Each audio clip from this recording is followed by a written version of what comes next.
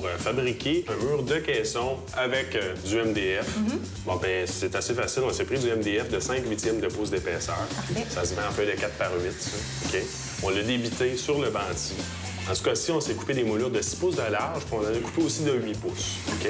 Par la suite, tu nous as prêté tout ça. Oui. C'est important. Un bon après sur du MDF. On est prêt à l'installation. Bon, pour commencer l'installation, on va prendre nos plus larges de 8 pouces pour faire notre plancher et notre plafond. La raison pour laquelle tu mets des lanières plus larges au plancher, au plafond, c'est parce que par-dessus ça, tu vas ajouter les moulures décoratives, donc la plainte qui va tout autour de la pièce C'est ça. et le OG dans le haut. Et voilà. Et donc, tu veux quand même que la partie qui va excéder va être À proportionnelle l'œil, au pas- reste. exactement. Fait que, on installe tout ça. On installe ça avec de la colle à construction, des clous à finir, c'est important. Bon, par la suite, on va poser, si tu veux, nos moulures qui sont sur l'autre sens. On va commencer à chaque extrémité de nos coins de mur.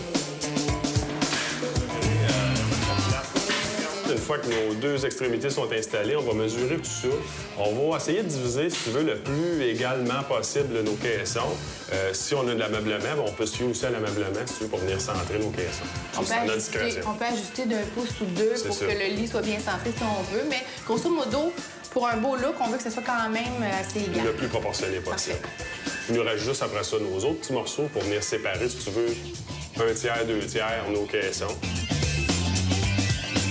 Dernière étape avant toute la finition, on va donner un coup de toupie. On aurait pu le laisser carré, mais nous, on voulait ça un petit peu plus classique, si tu veux.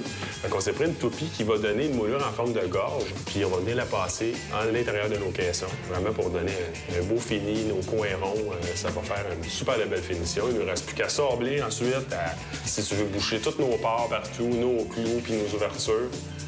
Un autre petit coup Et on d'après, peinture. on peinture et le tour est joué. C'est pas plus compliqué que ça. Merci beaucoup, Félix. Ça fait plaisir.